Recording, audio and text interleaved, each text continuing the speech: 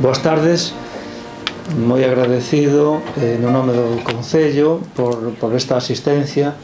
Dá gusto organizar conferencias, creo que temos que organizar máis, xa pensaremos en algo, e isto tamén axuda a que todos pensemos en que este tipo de cousas se poden e se deben facer para, bueno, pois para dialogar e para poñer enriba da mesa, pois, o mellor, cuestións, problemas, asuntos de Betanzos que nos preocupan a todos, pero que, bueno, pois quedan ao mellor nunha conversa de bar ou nun artigo de investigación aí nun libro na estantería. Xa que nos dades esta oportunidade, pois quizás sexa boa cousa que pensemos todos, e desde o Concello estamos á vosa disposición para este tipo de cousas. Dentro do ciclo de conferencias do Anuario Brigantino asistimos hoxe á terceira, titulada O Centro Histórico de Betanzos. O noso conferenciante é José Manuel Vázquez Mosquera, que, entre outras moitas cousas, comparte coa súa dona Carmen Calatayud, os dous arquitectos, un estudio de arquitectura aquí en Betanzos. O currículum de José Manuel Vázquez Mosquera é moi extenso, pero basta dicir que é profesor da Escola Técnica Superior de Arquitectura da Coruña e que impartiu tamén clases na Universidade Centroamericana José Simón Cañas de El Salvador, na Facultade de Arquitectura da Universidade do Porto, na Facultade de Ciencias e Tecnoloxía da Universidade de Coimbra, etc. Sería moi longo relatar o gran número de proxectos técnicos que ten desenrolado e mesmo as comunicacións a congresos que fixo. En canto a publicacións, publicou na revista UR, números 9 e 10 de 1992, o traballo Proyectar a Periferia. Escribe tamén no Boletín Académico da Mostra Internacional de Arquitectura da Bienal de Venecia. Publica un anteproxecto para Pazo da Cultura en Santiago de Compostela. Participa en varias publicacións da Universidade de Coimbra e colabora activamente nas revistas culturais que se editan en Betanzos. Concretamente, na revista Restauro número 11 publicou un traballo titulado Fuente Grande de Ocaña, e no Anuario Brigantino 2009 outro que nos afecta directamente sobre o lavadeiro público gratuito de Betanzos que fundaran os irmáns García Naveira nas Cascas. Entre os moitos méritos que o adornan, como dirían os antigos, ten o título de Mestre en Urbanismo de les Ciutats, dado polo Laboratori d'Urbanisme de Barcelona.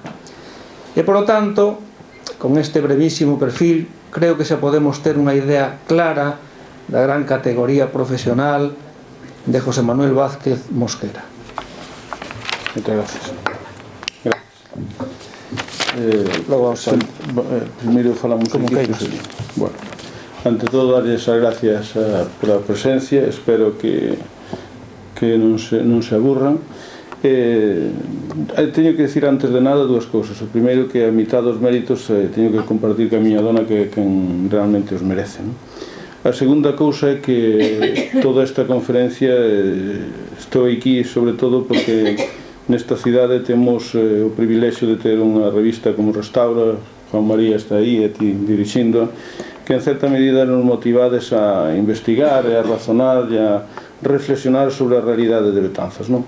Entón, pois eu creo que parte do mérito tamén é vosa, porque xa se sabe que aquí este pueblo sempre estuvo moi motivada polas publicacións, os periódicos xa desde principios do século XX fixeron que fora unha cidade culta, e polo tanto eu creo que isto o que ven é a demostrar que realmente cando hai unha certa preocupación cultural na cidade, pois emerxen cousas, non? Eu estou encantado de estar aquí e douche gracias a ti pola organización e a todos vos pola presencia. Espero que a cousa non vos aburra, a ver se sirve para algo, vale? Póñome ali e falamos. Okay. Hai que transportar iso. Sí.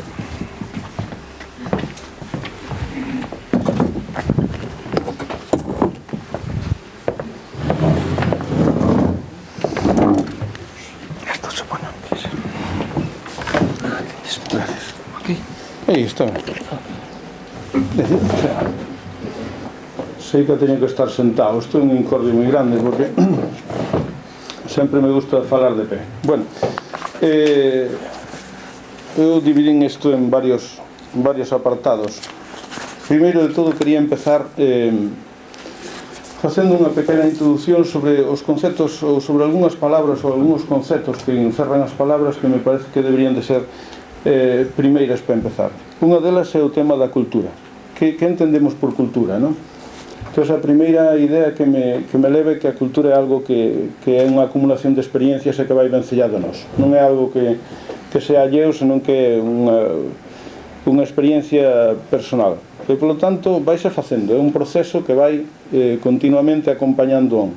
E, sobre todo, cando é proceso, quer decir que está cambiando, que é como a lingua, vaise transformando. Entonces, a cultura implica, sobre todo, comprender o mundo que nos rodea. Eu creo que debíamos definirlo ben porque vai estar presente no que é o discurso da cidade histórica. Decir, a cultura é comprender o mundo a través dunha crítica constante. E, polo tanto, vai implicar dúas cousas fundamentales, que é o pensamento e a sensibilidade. E a sensibilidade que ven a ser? A sensibilidade ven a ser a aplicar a técnica a necesidade. Ven a ser observar para crear. Polo tanto, a cidade histórica é un punto fundamental desta reflexión. É dicir, temos a cidade histórica, é unha base fundamental para entender o pasado, pero sobre todo para sensibilizarnos con ele. Porque tanto o pensamento como a sensibilidade necesitan dun exercicio. Hai que exercitala. Non é unha cousa que aparece de repente. Necesita dese exercicio. Por outro lado, a cultura implica crear. Ou seja, crear significa mellorar as cousas. Por lo tanto, é un concepto que me gustaría que quedara así un pouco presente. O segundo a palabra, o concepto, sería da paisaxe. É dicir, a paisaxe é o reflexo dunha cultura, pero dunha cultura coral, feita por todos. E, polo tanto, tamén é un proceso que está cambiando continuamente. É un proceso de adaptación da realidade. E unha construción, a paisaxe é unha construción cultural, e unha construción mental. Que decirse? A paisaxe habitada, a paisaxe que temos aí en nós, e que temos fronte a nós, é unha paisaxe conocida, é un ambiente. E que significa eso? Que nos sirve de referencia. E a cidade que é? A cidade é unha creación humana, é unha paisaxe máis, é unha parte da paisaxe. Por lo tanto, que nos aporta? Pois se o miramos críticamente, a cidade é a mellor creación humana e, por lo tanto, é a parte máis materializada dunha realidade construída. Por lo tanto, é unha parte fundamental do territorio. A paisaxe é o que nos orienta, é o que nos referencia. Tamén quería falar da memoria. É dicir, que é a memoria? A memoria é aquilo que se nos falta, non sabemos quen somos. A memoria é a realidade, é a nosa realidade. Por lo tanto, hai que comprendela e hai que ser respetuosos con ela. A memoria hai que saber que merece a pena dela. Saber o que foi e debese saber a súa evolución. Pero a memoria, sobre todo, é o presente. Tamén quería facer unha pequena reflexión sobre o concepto de identidade. Todos estes conceptos, estes 4 conceptos que quero explicar así un pouquiño, é porque espero que estén implícitos no que vou a contar a continuación. Bueno, o concepto de identidade é un concepto fundamental porque hai unha serie de elementos que a fan reconocible. É dicir, que é o que nos identifica? A primeira identificación é a topográfica. É dicir, nos identificámonos con unha paisaxe, con un territorio, cunha topografía. Non é o mesmo unha cidade que a outra. A primeira identidade que dá é a identidade do territorio. Outra condición ou outra característica que afecta na identidade é a actividade. Nós sabemos que a veces unha actividade concreta é capaz de definir e de identificar un territorio. Pero tamén os monumentos. Pois sabemos que os monumentos son elementos identitarios. Pero tamén hai outra cousa fundamental que nos identifica moito co territorio e é como respetamos ou como traballamos as preexistencias. Como somos capaces de incorporarnos no territorio, ou como incorporamos a realidade do territorio a nós. Por lo tanto, con isto de identidade, que nos quere dicir tamén? Que a percepción dese territorio que vemos desde a cidade, que é esa paisaxe agraria, o que nos fai explícito é un orden espacial. É dicir, Nós sabemos que estando na Plaza do Campo estamos vendo o territorio que hai enfrente, a través de calquera regandixa estamos vendo o campo. O sea, que estamos vendo? Estamos vendo un orden espacial que é o que deu sentido a esta cidade. Polo tanto, eu quería costar estes 4 conceptos que me parece que deberían de estar presentes a hora de discutir ou de falar sobre a cidade histórica, que son, polo tanto, arquitectura, paisaxe, memoria e identidade.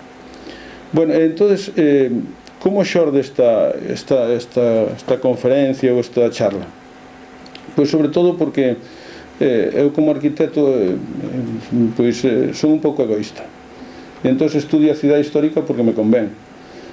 Convénme porque é un material de traballo, é onde en certa medida, buscando que aparentemente non se ve, buscando oculto, un entende, trata de reconstruir a realidade que nos pertenece. É dicir, por que lle queremos as cousas? Porque nos pertenece. E entón a min a cidade histórica hai unhas realidades que subxacen que a min me son interesantes. E por ese propio egoísmo de conocer, de saber, pois é por o que estudio. Por que me interesa tamén? Porque hai unha estrutura de baixo que nos dá moita potencialidade para poder seguir traballando, para poder seguir entendendo, para poderla seguir millorando. E despois é por unha cousa fundamental, porque nas vellas cidades non só as arquitecturas ou as formas nos interesan, senón porque a través delas entendemos como vivía a xente daquela época, porque a través delas entendemos a estrutura da vida. Polo tanto, isto vai me servir para as primeiras reflexións.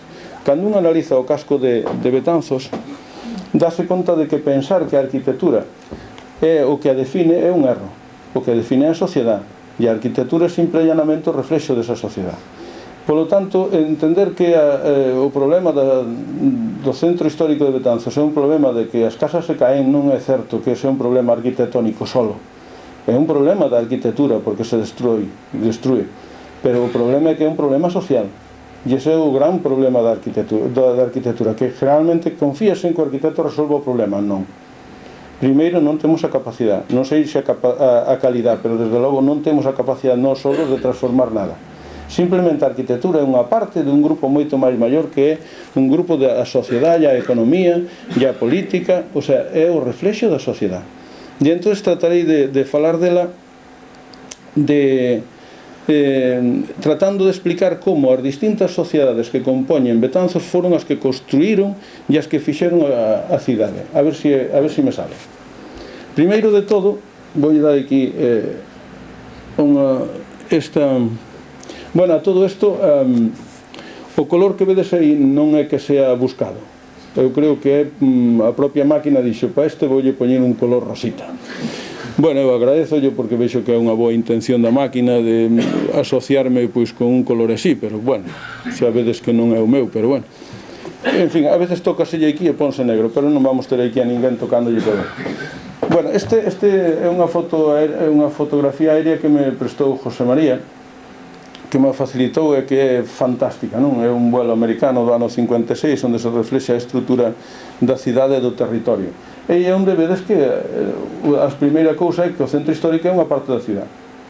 Eu digo, o centro histórico é unha parte do territorio. Que territorio e cidade son a mesma cousa. Eu non sería capaz de decir que é máis bello se estou aquí ou estou aquí. Está construído de outra forma, está usado de outra maneira. Pero é o mesmo, teñen a mesma idade, discorrense xuntos, pasan a vida xuntos e acabarán sempre xuntos. Quer dicirse que o primeiro que temos que entender cando falamos do centro histórico é que é unha parte da cidade, pero unha parte inseparable da cidade. Por lo tanto, así é como temos que ver. Esta fotografía aérea, ademais, é fantástica, porque se un pormenorizase, a pena é que así en rosita ves un pouco, en fin, como din agora os rapaces xóvenes, chungo. Se vemos aquí a marisma, observamos facilmente o terreno inundable e hasta onde se mete, non? Está nos dando moitas pistas de o aproveitamento do suelo, as potencialidades que il ten. Pero se vamos un pouco máis adentro, observamos que hai certas formas, claro, todos sabemos o noso castro, a Meva, este primeiro, o segundo, este terceiro, incluso somos capaces de descubrir aquí unha mazá, unha illa, que tamén ten unha forma suxerente. Incluso se profundizamos un pouco máis vemos esta outra. Ou sea, que son formas que xorden e que van recordando o orden que es construíu. Fixadevos mesmo nesta. O sea que pasa? Que esta é unha forma que combina con esta outra, incluso con esta outra, ou fixadevos aquí este ramillete parcelario. Quere dicirse que a cidade histórica está perfectamente entroncada no que é o territorio. Por eso, cando falamos de cidade histórica, debíamos de estar pensando que estamos a falar da cidade, de toda a cidade. E toda a cidade entendida como esta parte tamén como cidade. Bueno, aí non se ve. Este é o maravilloso da niebla, non? Resulta que fai uns cuantos anos, lendo a Milán Kundera, decía que o vértigo non era o medo a caerse, senón o que lle suxería un vacío, ese atractivo polo vacío. Outro día tamén repasando, escoitaba un escritor algo que me agradou moito, decía: a niebla está aí para que non vexan os demais o que estamos facendo. Bueno, pois eu creo que esa niebla é un pouco a que me sirve a min para decirvos: o que hai aí debaixo é un plano que fixei fai 12 anos, cando cheguei por primeira vez para instalarme aquí en Betanzos, e de pronto empecé a recorrer a cidade e dibuixei pois aquilo que me iba suxerindo que estaba vendo. E de pronto aí vedes un pouco máis oscura a iglesia de Santiago, a iglesia de San Francisco, o mercado, o concello, a iglesia de Santo Domingo. O sea, vese un pouco, ou intúyese, mellor dito, vos tedes que ter fe no que vos digo, intúyese en certa medida o que son os monumentos, os elementos que representaban o que nun primeiro momento calquera que chega a unha cidade identifica como propios da cidade. Claro, incluso fixen así unhas seccións para ver que na parte alta estaba o castro cunha iglesia, que logo había outra, a da baixo que non a vedes, pero guío leo. Resulta que o castro está, aquí está o concello, baixa hacia a Plaza do Campo, sube pola Rúa do Rollo e baixa hasta lá hasta que a porta de salida, e aí que está o río Mendo. Neste outro lado está a parte alta, está o concello, a iglesia de Santiago, e aquí están as iglesias de Santa María, San Francisco, e aí que está o río, e aí que está a estrada de Ferrol, xa con outro tipo edificado. De que me servía a min isto? Se vos dades conta que o sacar unha fotografía desde aquí ou mirar desde aquí estamos vendo esta paisaxe, pero para os arquitectos isto teóricamente significa outra cousa, e é o valor dos espacios intermedios. E diredes vos, que rollo macabeos usan os arquitectos para falar das cousas. Bueno, pois o espacio intermedio é un espacio de gran valor, sobre todo cando se intenta proyectar ou entender a cidade. Por exemplo, fixadevos o valor desta parte de aquí. Que parte é? Verémosla na foto seguinte. O valor deste espacio agrario. Pero se vimos aquí, cal é o espacio intermedio entre unha cidade? Isto que vedes aquí non é unha chimenea, é a torre esta que está aquí. Bueno, entre o rollo e a cidade histórica que aparece, a Plaza do Campo. Eses espacios intermedios son os espacios da posibilidade. Pero que son ademais? Os espacios da relación. Que significa ademais? Que son os espacios onde se conecta o centro histórico construído co territorio. Unha vez é o territorio natural, como é o caso da arriba, e outra vez é o territorio tamén construído, que é o da baixo. E ese é un espacio que veremos despois a través das fotografías. Bueno, esta é unha vista dende lonxe, onde se observa que a cidade está integrada e que o territorio non se pode entender de Betanzos sin entender o seu territorio circundante. Este eu creo que sería a conclusión fundamental.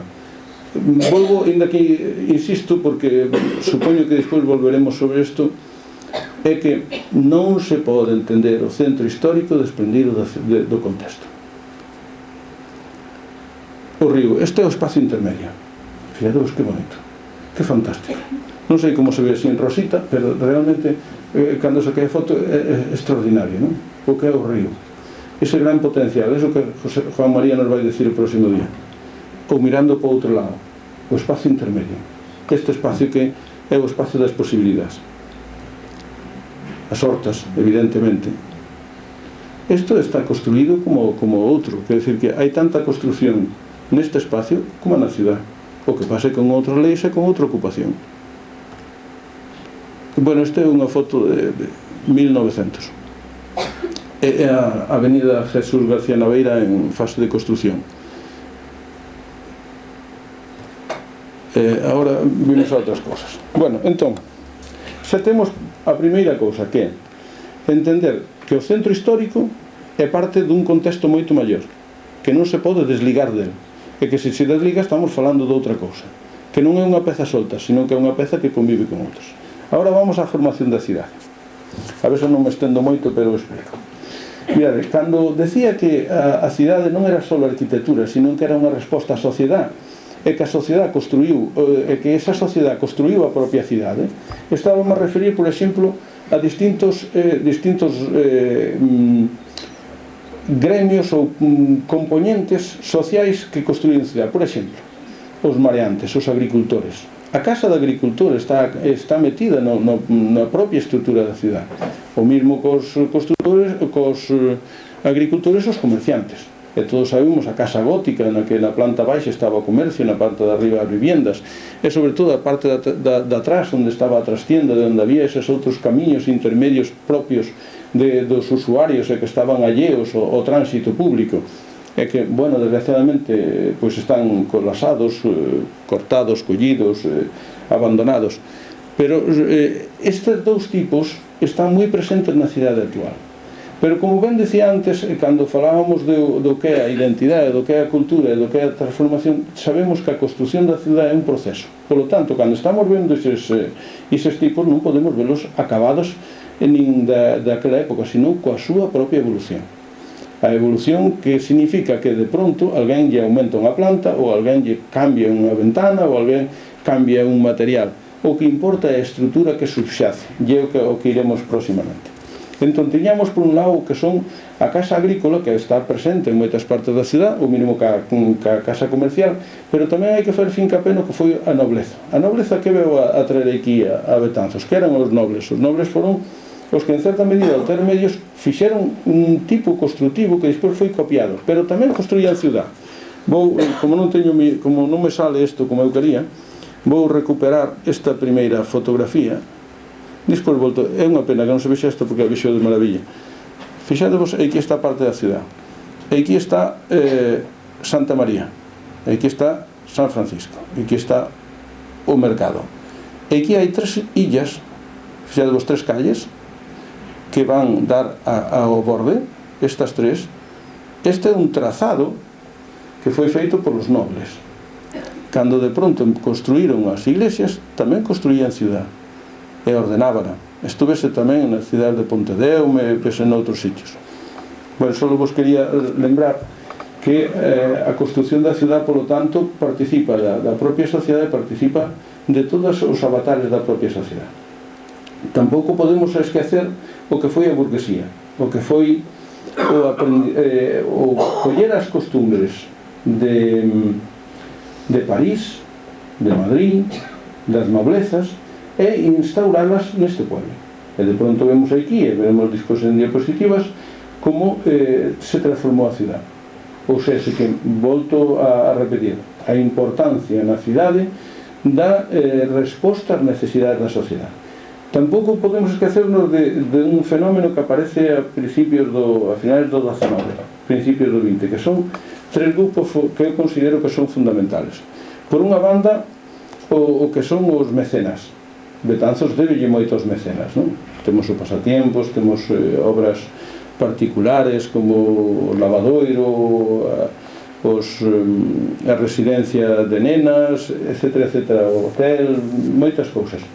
É a actuación do mecenas como un gran construtor, ou gran impulsando a construción da cidade.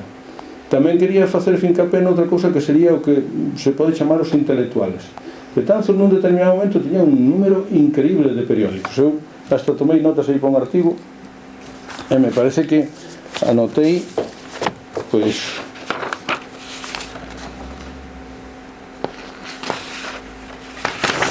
non quero equivocarme, pero aquí está. El Censor, La Libertad, Las Mariñas, Las Riberas del Mendo, El Pueblo, El Progreso, Otro Pueblo, La Aspiración, La Defensa, Nueva Era, etc., etc. Que significaban os periódicos? Significaban que acabaron, fallamos ver Juan María, acabaron ca ignorancia. É dicir, aquí en Betanzos a xente tiña un índice de lectura bastante amplio, había moi poucos analfabetos. Por qué? Porque había moitos periódicos, porque había un interés intelectual, algo que eu coido que agora está cambiando un pouco, pero que quere dicir isto? Que estos significaron un pulo social para o pueblo, e iso ao final acabase notando. Outra das cousas que tampouco me quería esquecer como personajes que actuaron na construción da cidade é os inteligentes de obra. Esta palabra tan bonita que máis cando descubrín emocionoume moito, que alguén sea un inteligente de obra é un nombre precioso, non? Bueno, por lo menos xa lle dá un calificativo, non? Dicir, bueno, usted é o calvo das obras. Non, mire, eu son un inteligente. Esta é unha cousa que está moi ben. É o que son agora os aparelladores, non? Pero, dito así como inteligente, hasta presupón unha posibilidade. Bueno, pois os inteligentes de obra foron os grandes definidores perdón, de partes sensibles da cidade. Por exemplo, as escaleiras que nos conectan os distintos desniveles foron proxectadas por un inteligente de obra. E notas. A base do palco de música foi proxectada por inteligente de obras. As alineacións das calles de Betanzos foron feitas con inteligente de obra. Fallase un plano. E fallase un plano das galerías. E fallase un plano das esquinas. E fallase un plano das alineacións. E fallase un plano dos desniveles. Quer dicirse que había alguén que era capaz de pensar no bien público antes que no interés privado. Evidentemente, supoño que habría, como en todas partes, todos os cambios e todas as influencias, pero non se podría trazar nin un camiño, nin empedrar un camiño sin a recomendación e sin o permiso do inteligente de obra. E isto fai que Betanzos teña unha composición edilicia bastante importante. E, bueno, veremoslo despois ao largo da cousa. Bueno, que quero dicir? Estou me repetindo un pouco, me parece increíble o que me repito, e é que a arquitectura, polo tanto, é a resposta ás necesidades da sociedade de cada época, da sociedade de cada momento, e sobre todo tamén da tecnoloxía que esa sociedade dispoñía. Polo tanto, cando estamos vendo o centro histórico, estamos observando como era a sociedade no momento en que se fixo. Bueno, para que non sea isto moi latoso, vou recuperar a parte, non? Que é esta. E que é isto? A mestura. O que se reflexa e o que lle dá identidade e o que cualifica o noso querido povo é a mestura. O reflexo das distintas sociedades, o reflexo das distintas necesidades e a convivencia de distintos xeitos constructivos. E aí vemos a iglesia de Santa María, co seu espacio diante, a fonte, o mercado, a galería detrás, desde un tecido fixados o bonito, bueno, e en rosa isto é precioso, vamos. En fin, que aquela galería, en fin, o crecemento fixados entre a galería, perdón, a galería como un elemento que medra, se ve, a casa estaba aquí e de pronto pues aparece unha galería, súbese, non pasa nada, todo está ben sempre cando se respeta a lógica propia que ten a cidade, e é o que espero que cheguemos á conclusión. Este é outro caso de mestura fantástico. Entre estes dous elementos que están convivindo aquí, eu calculo que haberá como unha diferencia de 400 anos. Están os dous aí encantados. E fíjate, este, pois non sei se é alto ou baixo, pero está aí tamén. Quer dicirse que o problema da escala non é un problema só de tamaño, é o problema do que o tamaño implica no contexto no que se mete. O sea, se entendes claramente, un elefante, unha galiña do tamaño dun elefante é un desastre, hai algo que non funciona. A escala é fundamental, pero tamén é fundamental onde se mete. Teño que decir. Ou esta convivencia, non? Fixados unha muralla, sobre a construís outra cousa, sobre a outra cousa, a mestura. Despois xa falaremos isto, a mestura. Bueno, agora que me ven as rúas do Borde.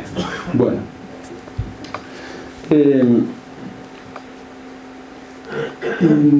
vou facer así como un pasaje sobre varias rúas. Primeiro faremos as do Borde e despois faremos algunhas interiores. Por que fago isto?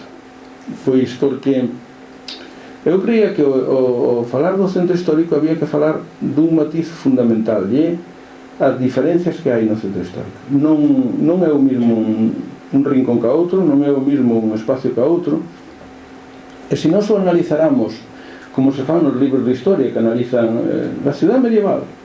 A cidade medieval se caracteriza fundamentalmente porque todas as calles son irregulares porque hai plazas diferenciadas, la plaza de la iglesia, la plaza del mercado, la plaza... todo el espacio es un continuo, todo está... la complejidad se aparece porque hai diferentes gremios, aparecen los barrios, todo eso está moi ben, pero a cidade que herdamos ten esa, e ten a seguinte cidade e a outra cidade, ou seja, que a cidade é unha suma de estratos e de situacións e de épocas que conviven, pero non conviven por igual en todos os lados, e así algunhas partes conservanse e outras partes non. A que nos leva isto? Unha crítica clara e descarada sobre o que é un plan especial de reforma interior. O plan especial de reforma interior de Betanzos ten a mesma normativa para a parte norte que para a parte sur, para a parte este que para a parte oeste, para as rúas comerciales que para as rúas que non teñen comercio. Por lo tanto, aí é un fracaso estrepitoso, porque non podemos tratar a todas as partes iguales do mesmo xeito que non podemos tratarnos a todos igual. Fixadevos, solo nos trata igual o barbeiro, que me cobra a min o mesmo que a José María, e iso xa se ve que é unha injusticia descarada. Pero sacado o barbeiro, todos os demais marcamos diferencias. Entón vamos facer un percorrido. Bueno, esta é unha parte que está frente ao convento, ali na salida frente á Pontevella. Que bonita vexo aquí. En fin, eu creo que se vereades así sería de envidia, mira, blanquiño, precioso. Bueno, pois esta é unha agrupación que foi proyectada.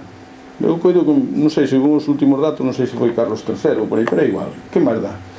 Bueno, non dá igual, sobre todo para os historiadores, perdonade os historiadores que estéis por aquí, porque non hai min animosidade nin contra a historia, nin contra nada deso. O que pasa é que é un desconocimiento, porque xa vos digo que os que estudiamos arquitectura, algúns dos que estudiamos arquitectura, interesanos a relación que ten a arquitectura que a sociedade, que a forma de vida, e a veces importanse un pouquiño menos o dato e un pouquiño máis o que pode ser recuperable ou non. Bueno, pois esta é unha actuación fantástica na que se ve a integración tanto do tipo arquitectónico como a do contexto. Se continuamos, vemos esta outra mestura, na que é unha pena que non se vexa, porque eu quería señalarvos algunha vez de despois a Pontevella, fixadevos neste balcón. Sí. É unha preciosidade, verdad? Que ben está. Eu anduve buscando, vin ese sitio, fun ver a casa porque me chamou a atención, decir, que ben están as cousas cando están ben feitas e con gusto, non?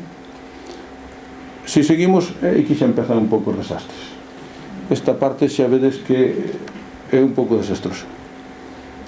Aquí está un pouco millor, pero este é un punto dos puntos máis complexos e singulares da cidade, porque hai unha cantidad de espacio que, bueno, en fin, xa seguiríamos falando. Esta é a calle, xa vedes que está moito mellor conservada esta zona, pero sin embargo esta sección de calle é unha sección que non aporta nada. É dicir, solo pasan coches e solo pasan peatóns, nin hai árboles, nin hai zona de descanso, nin hai ampliación, nin hai...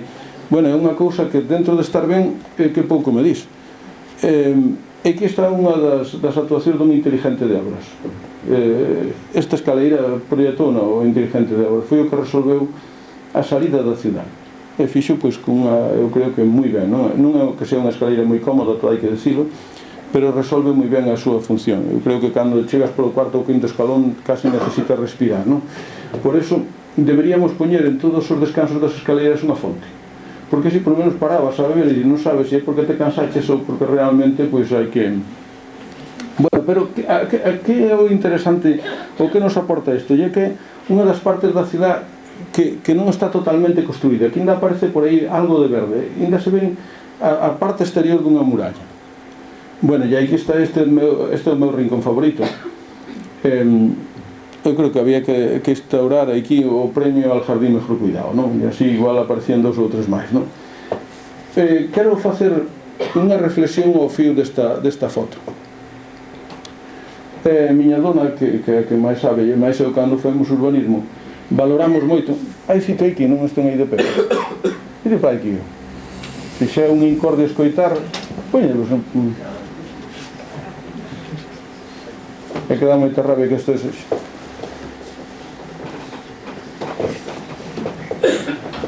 Eu aproveito para beber, sabes?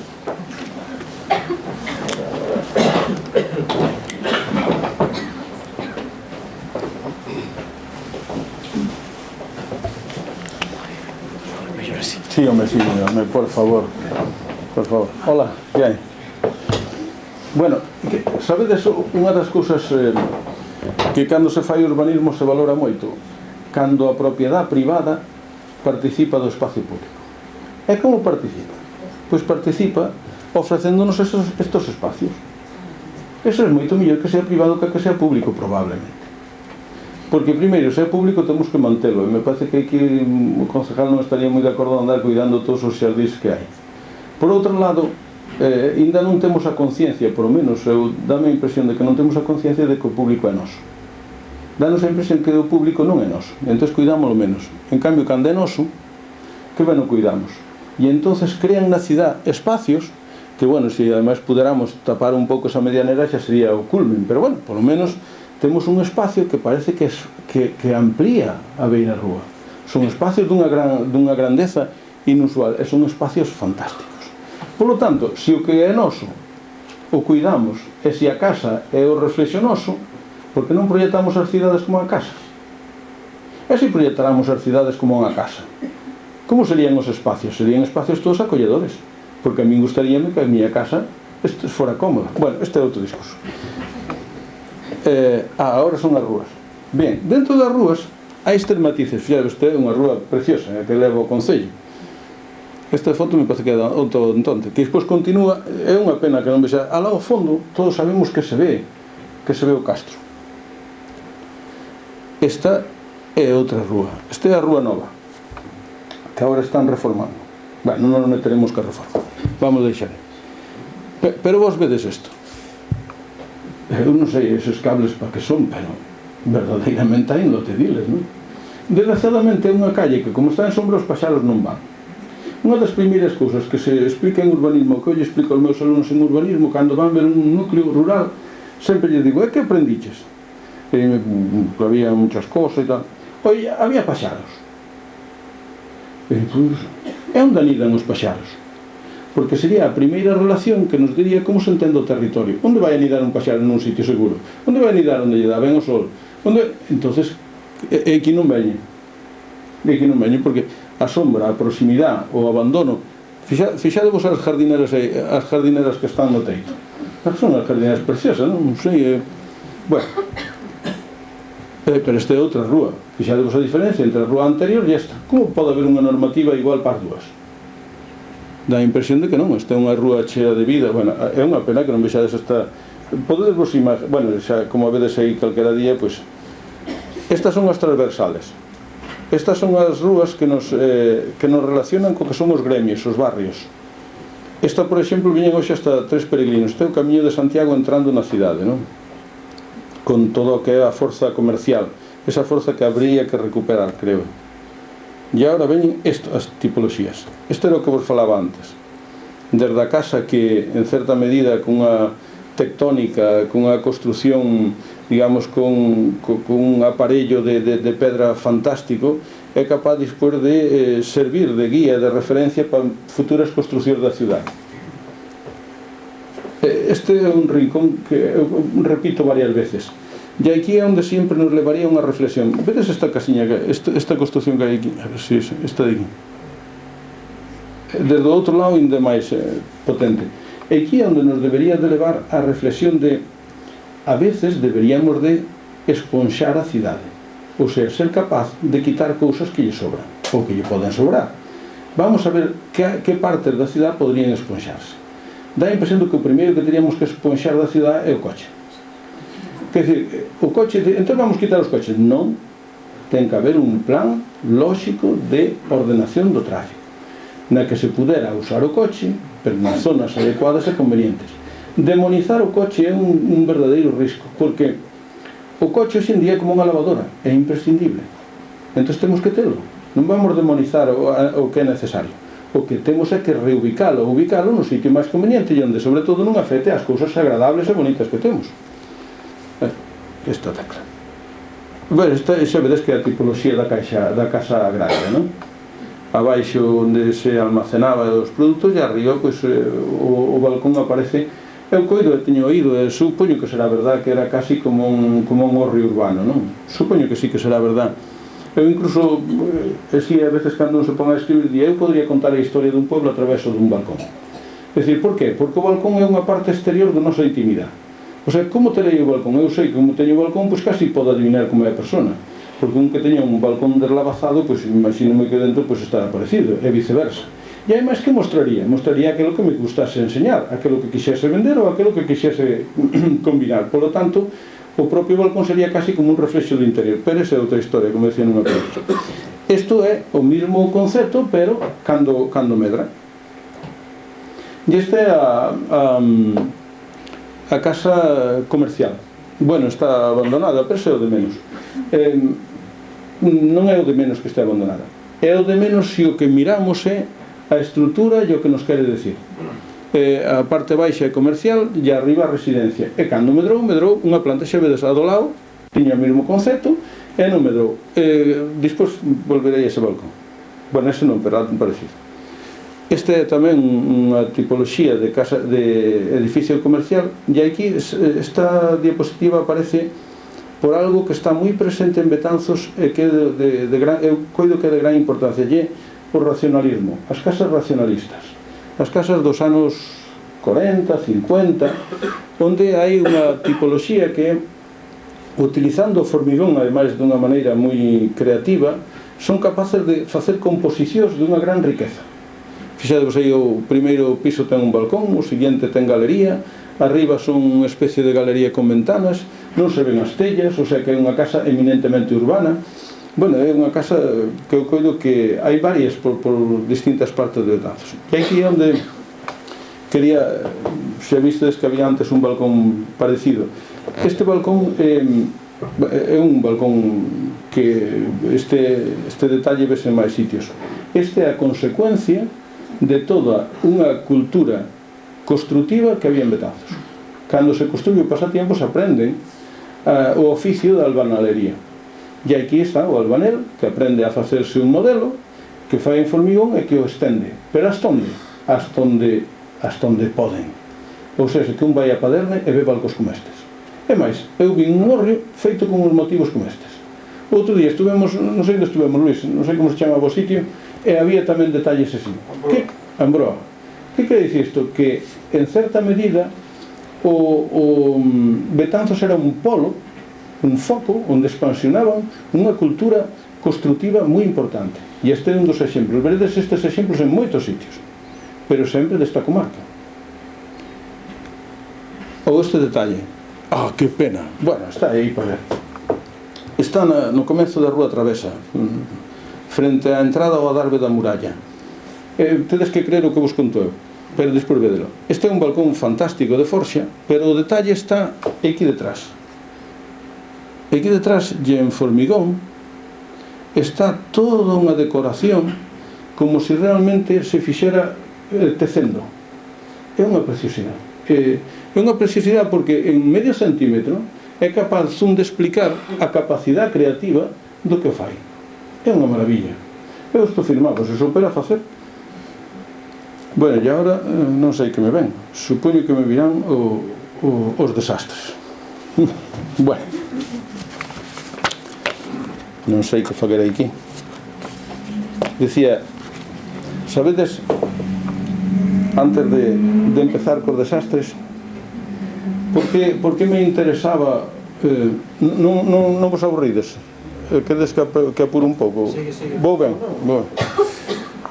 Mirade, antes de mostraros os desastres, quería dicirvos por que me interesaba moito estudiar o centro histórico. E porque cando un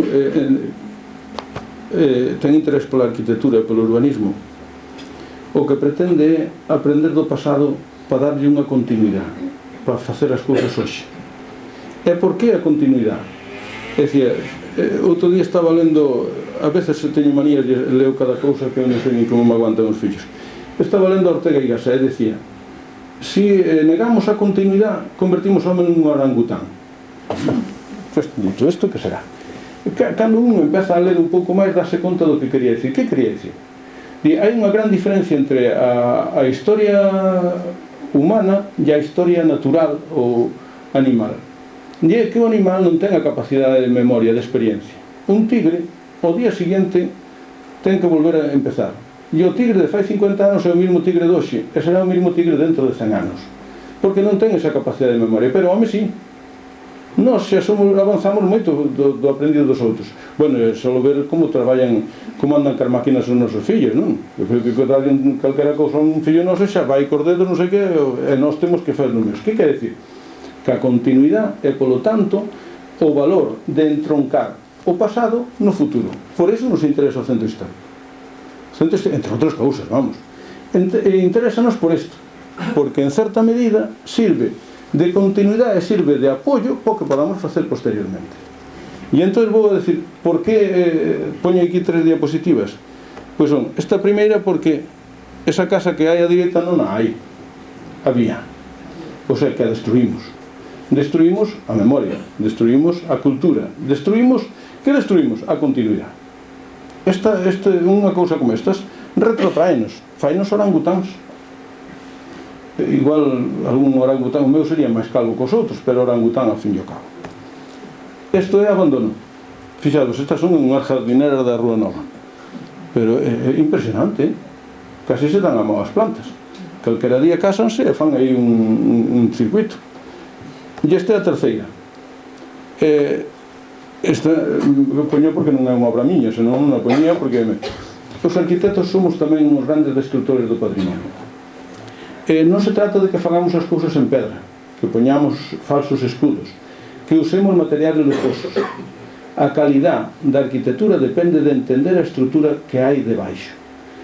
Actuar na cidade histórica non se pode romper o parcelario, non se pode romper a estrutura que é que lle dá sentido á construción. Por lo tanto, podemos lle fazer pedras, podemos lle poñer bronce, podemos lle poñer unha entrada en madeira imperial. É igual, estamos facendo un destrozo, porque non entendemos a escala e o lugar onde estamos intervindo. E entón, pois, ou ben por destrucción, ou ben por abandono, ou ben por mala actuación, estamos afectando o centro histórico sin entenderlle o valor que nos ten de pasado camiño do futuro. Bueno, e entón ven agora os espacios de potencialidade. Bien, quer decir que hai espacios que nos lembran cousas. Era un pouco como da paisaxe.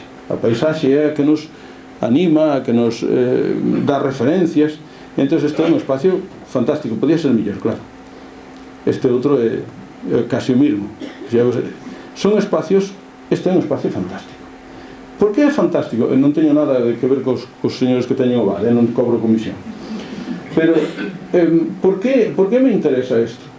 Interésame porque hai unha convivencia e unha compenetración entre o espacio privado e o espacio público, entre o adecentamento da cidade e o adecentamento personal, o sea, a convivencia do dois mundos, o mundo privado e o mundo público. Nesa convivencia, e sobre todo cando o espacio que teño está comedido, era un pouco que decía antes, a cidade construída como unha casa, unha boa ventana para ver o territorio, unha boa silla para estar tranquilo e un bon entorno debaixo dun árbol. Que máis se pode pedir? Fai anos, falando cun mestre, porque eu teño unha certa deferencia, un cariño especial aos mestres, sobre todo porque non gustaría ser mestre, non? Das clases, pensas que dando clases é algo, pero o mestre é moito máis que eso. O mestre, eu creo que é un luxo ser mestre. Entón, estudiando un arquitecto do que aprendemos moito, decíanos, a primeira escola naceu por un home que se sentou debaixo dun árbol e entón falou con uns, educou ou instruiu a outros que non sabían que eran alumnos, pero realmente sentíronse alumnos polo que aprendían. Entón decía, a esencia da escola é dun home sentado debaixo dun árbol. Bueno, pois esa sensación é a que cada vez sentimos nós. Cando nos sentamos debaixo do espacio natural que nos protexe, que nos acolle, que nos define, sentímonos a gusto. Bueno, pois este é un espacio que eu creo que é o espacio a recuperar da cidade. Xa vedes que os espacios anteriores con un árbol serían o doble de bonitos, non? Bueno, de agradables, perdón. O de bonito vamos deixar para despois. Este é outro espacio agradable, usable, e isto é consecuencia probablemente da burguesía. Este é un espacio maravilloso. É maravilloso porque ten a escala adecuada, está convenientemente feito e sobre todo abre posibilidades. Chan! Xervos, isto cando se explica a arquitectura ponse este espacio, dice, queres facer algo ben? Mira, pin, pin, fantástico, non necesita nada. É máis, eu creo que debía haber outra, é igual. había outra que estaban uns nenos xugando, fantástico.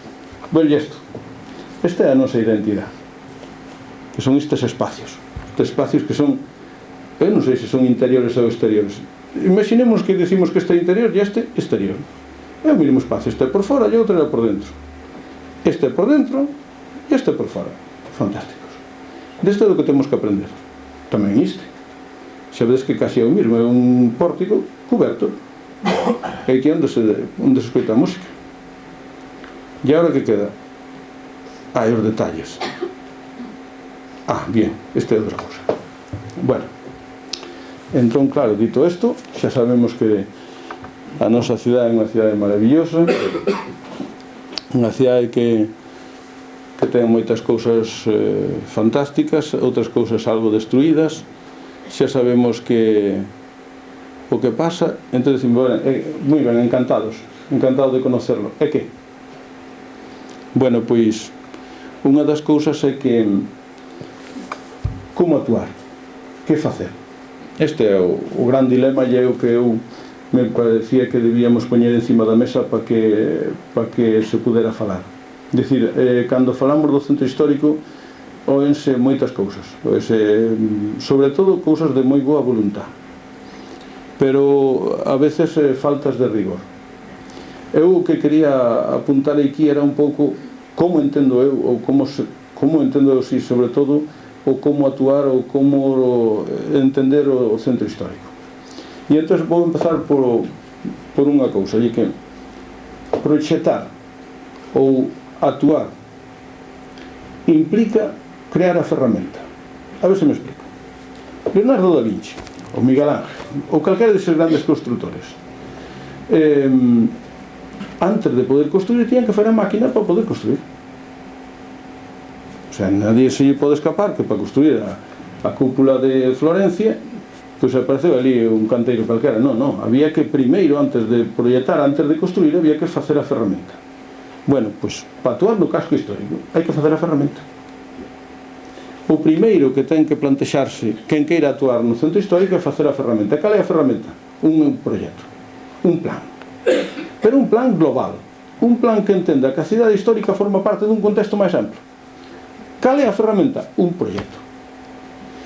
Bueno, pois un plan xeral, non sei se é plan xeral, non sei se é plan parcial, eu sei, algo intuyo, que ten que ser un plan que sea capaz de propoñer a cidade histórica dentro dun contexto máis amplo, ou sea, un plan global.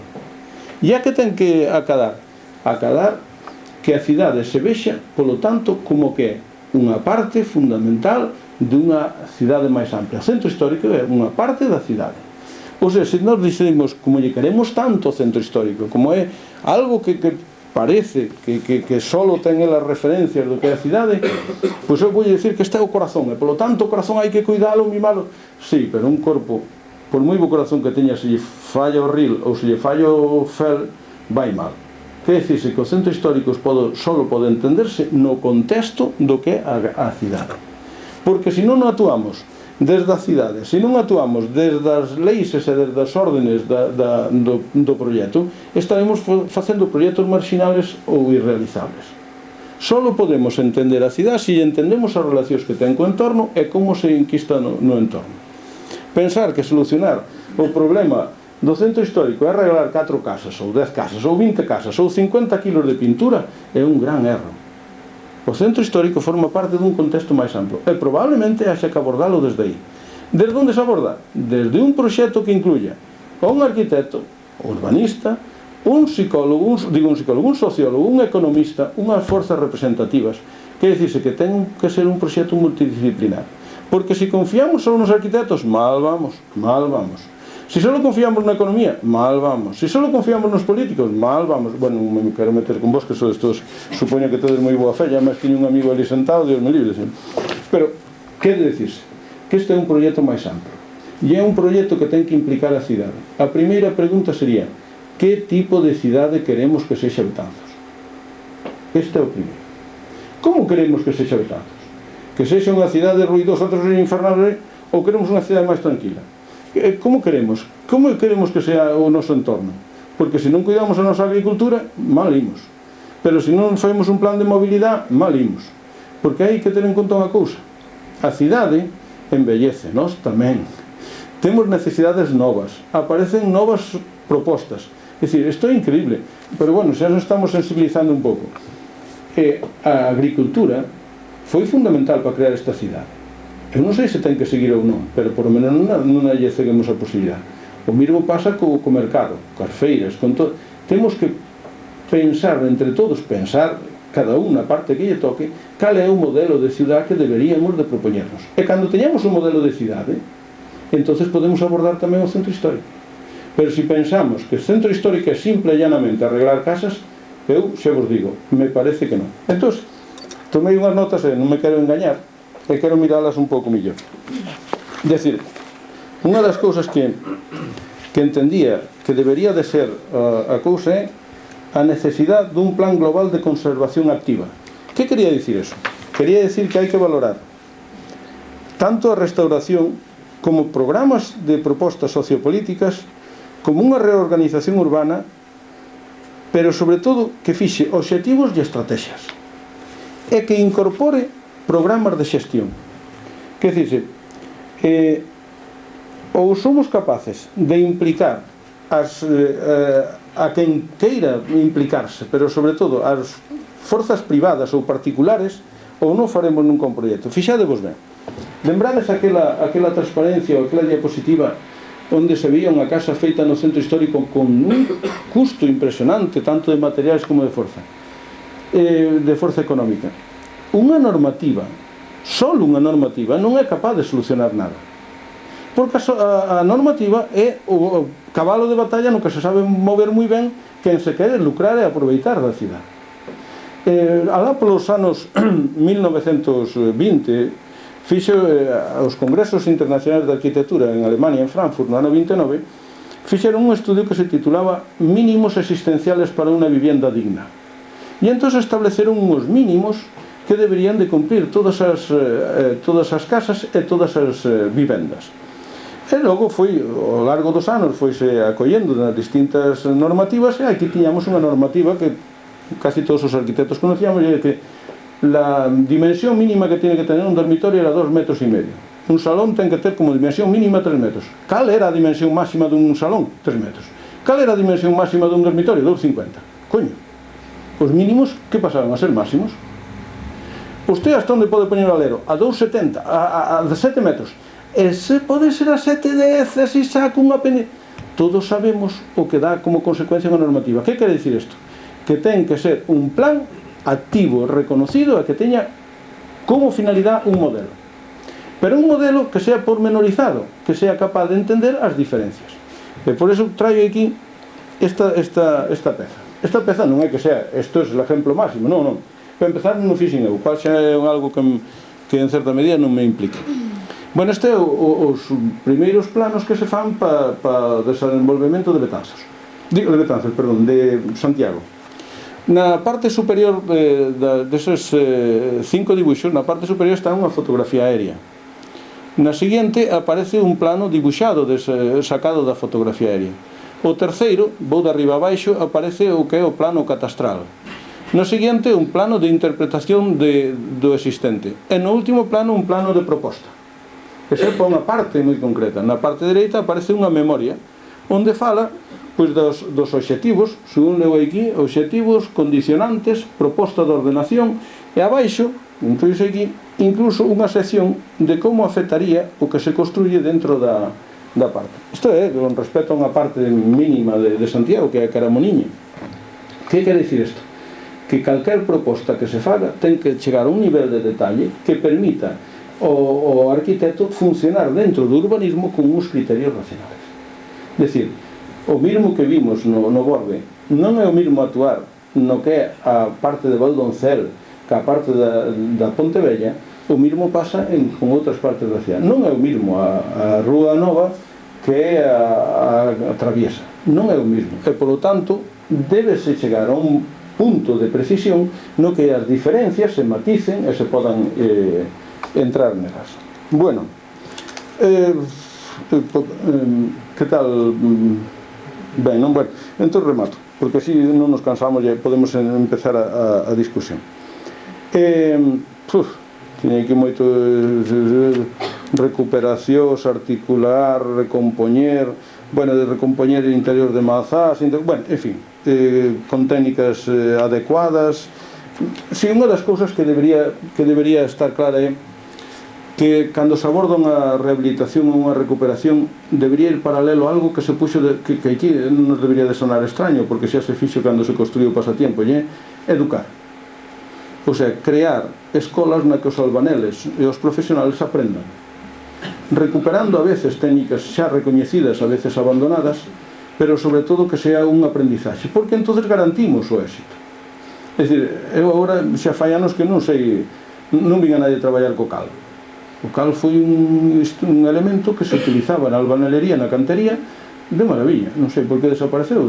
Agora todo se soluciona con silicona. Pódese poñer tanto nunha parte do corpo, como nun vidro, como nunha pedra, sirve para pegar, para subir, para baixar, ainda transparente, ainda non sei que. Bueno, eu creo que se de pronto sacan a silicona, as casas caen todas, porque non sei que pasa. Non se preocupe, que eso con silicona, en fin, soluciones. Bueno, pero que significa isto? Que perdemos todas as técnicas e todos os aprendizaxes que hai detrás. Bueno, o colmo eu creo que todos lembran cando aquel desastre que houve nun camping por aí, por Lérida ou por aí, e de pronto pois hai aquel arroyo que leva o camping, desgraciadamente familias inteiras, incluso unha ponte, entón apareceu o cartel pola carretera: tráfico desviado por el puente romano. Foi o único que aguantou. O sea, o puente romano aguantou todo e o ponte construído polo enxeneiro de turno foi só tacho. Bueno, eu creo que se fixera un arquitecto ainda sería máis fácil. Pero onde iba eu? Que toda a intervención debe de levar implícita un pouco de cultura. E depois eu teño aquí unha frase posta en negrilla que a quero ler como final, decir: intervir no centro histórico ten que servir de matriz para un proceso global de renovación urbana do conxunto da cidade. Que decís? Si pensamos no centro histórico, temos que estar pensando na cidade completa. Bueno, eu non sei máis. Si queren que sigamos, pois xa me digo. Gracias.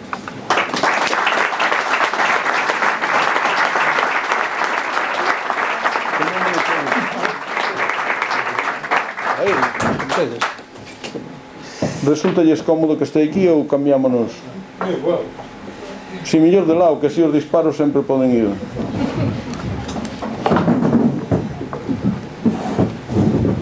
José Manuel, espectacular porque non solamente puxeches... Eu me pondo a ti porque non síntome desamparados. Ai, que maravilla. Espectacular porque non solamente, como decía o título da conferencia, puxeches a Betanzos no centro, senón que nos deches unha serie de armas teóricas que ti, polo teu oficio, pois, e pola túa sensibilidade podías dar. Eu teño moitas preguntas, pero non vou empezar, non. Aquí xa sabedes que como non se pregunte, non salimos daqui, que Andrés pecha a porta, e aquí hai que empezar a darlle o coco, e agora establecemos a parte tamén bonita e importante destas conferencias, que é o coloquio. Así que, queridos, que non salimos, Eu preguntaría, que sería para vostede Betanzos en o casco histórico? Primeiro, se me podes tutear, mellor. Vale. Gracias. Non se pode entender. A cidade é un compendio de cousas, non? É como a dicir, como se entendería unha persona sin corazón ou sin cabeza? É imposible, non? Home, os cascos históricos son realmente unha peza fundamental para entender a cidade, sobre todo porque teñen un valor xa de identidade fundamental. É dicir, a identidade dun pueblo ou dunha cidade pasa sempre polo centro histórico. Ademais pode haber outras cousas, pero polo centro histórico seguro. E entón, sobre todo cando estamos nestas escalas, e sobre todo porque Betanzos ten un casco histórico increíble, porque realmente ten unha cualidade topográfica fantástica. Eu creo que esqueceuseme dicir eso, pero a ubicación do centro histórico de Betanzos é unha referencia pero fantástica, non? É de ter onde confluyen dous ríos, estar posto nunha costa, eses espacios intermedios que a min son os máis suxerentes, os espacios intermedios que ten. E claro, e ademais que temos exemplos dunha arquitectura digamos, de distintas épocas importante, porque, claro, sempre falamos do tardo románico que hai aí, e que, bueno, eu creo que Alfredo podía nos dar leccións sobre calquer canzorro do que hai, ou sea, que toda a historia, ou como estaba Luís preocupado porque a xente xoga o fútbol diante da portada de Santa María, que é algo inaudito. Pero non só eso, é que temos exemplos dunha arquitectura racionalista extraordinaria, é que temos o modernismo e encima, o sea, que temos desde a tecnoloxía do ferro fantástico, o sea, temos de todo. Bueno, eu xa me implico como se fora de aquí, porque son voluntariamente de aquí, e además estou moi agradecido a este povo e aos seus habitantes, pero é que ten exemplos en todas as épocas e todos os exemplos bons. Tamén ten exemplos de destrucción increíble, non? O sea, que temos exemplos de destrucción tamén potente, pero o que sí é que temos un potencial increíble. O potencial de Betanzos e do centro histórico é do máis importante que hai. Por eso, eu creo que Juan María vai non ter difícil o próximo día, moi doado porque calquera cosa que faga é boa, pero moi doado porque atopar exemplos de calidad como Betanzos é moi difícil. E que pensas do exterior, desa arquitectura moderna feita nos últimos 30 anos?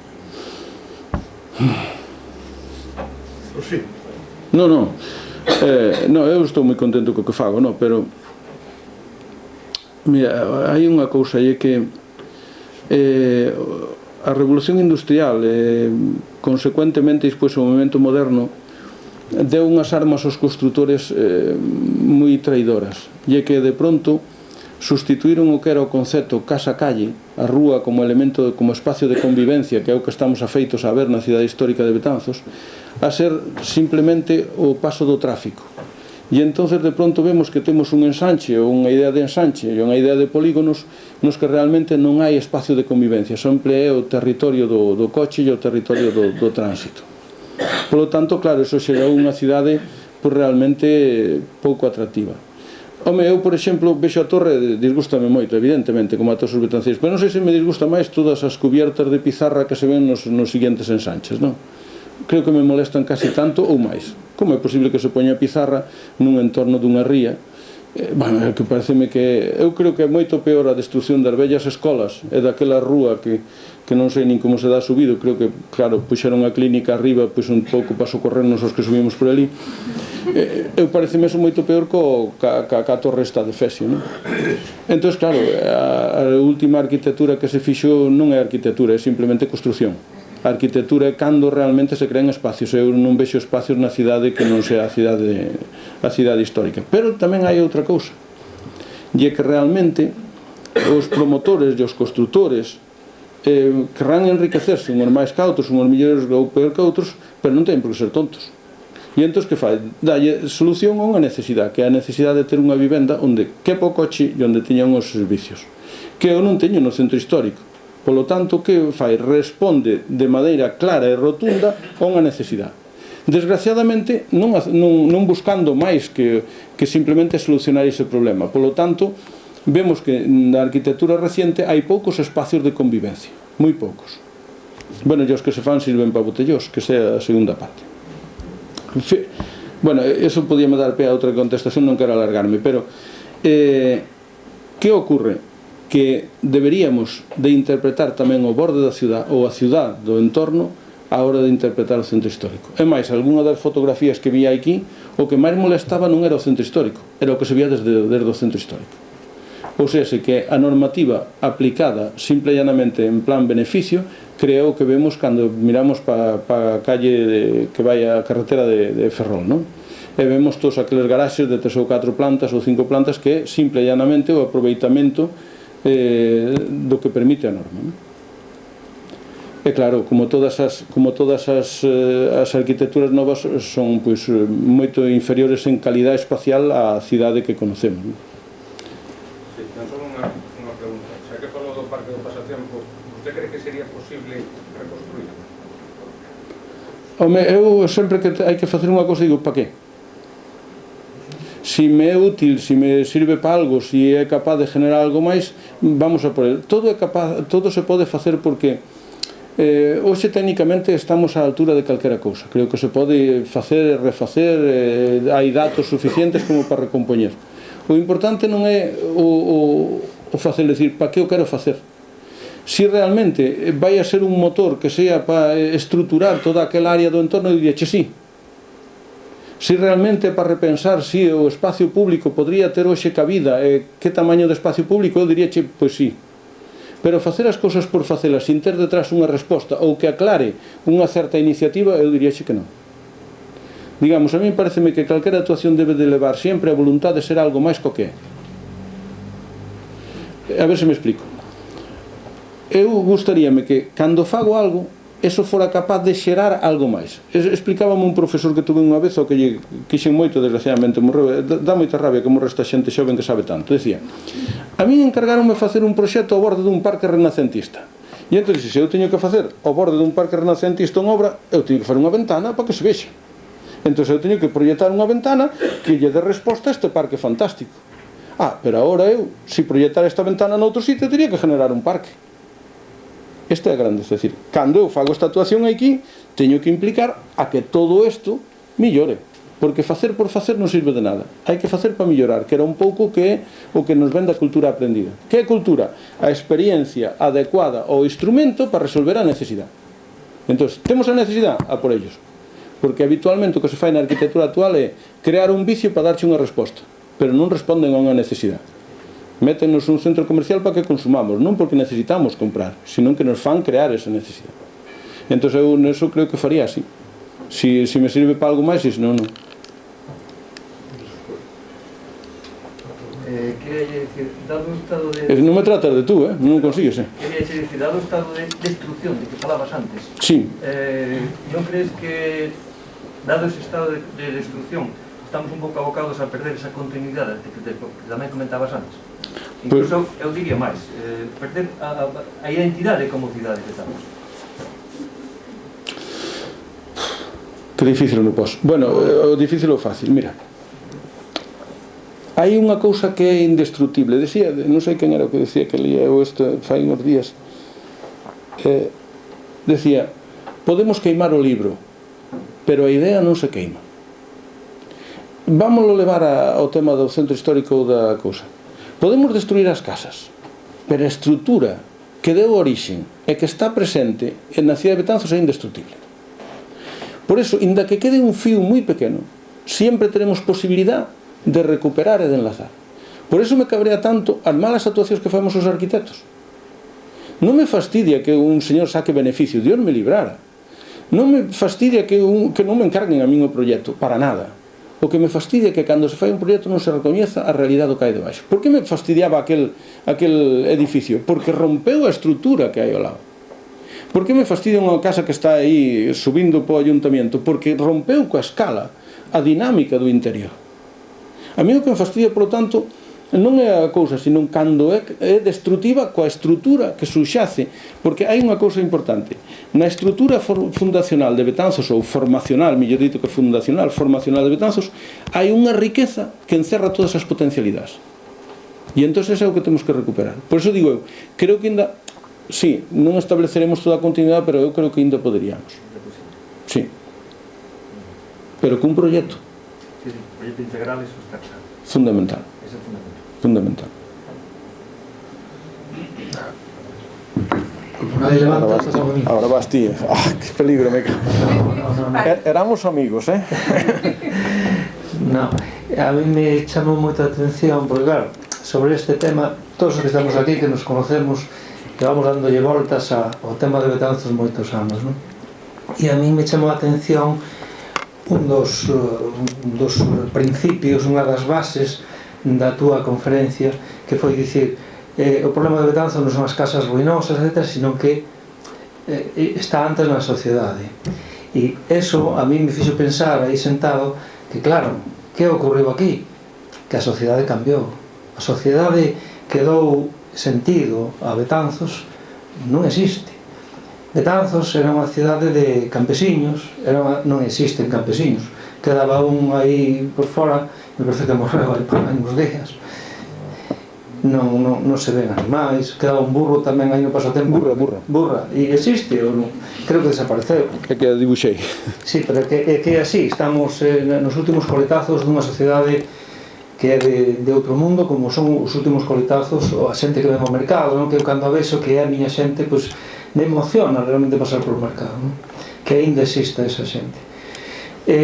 Non existe campesiños, non existen mariñeiros, non existen artesáns, moitas das rúas de Betanzos teñen o nome de gremios artesáns, e polo tanto o que se deriva dai, que ti non o dixeches porque ti eres un home moito máis optimista que eu, pero como propendo a unha certa melancolía, pois realmente o que se deriva un pouco desta reflexión é pois que é moi difícil solucionar este problema, non é tan sinxelo, é moi difícil. Por que?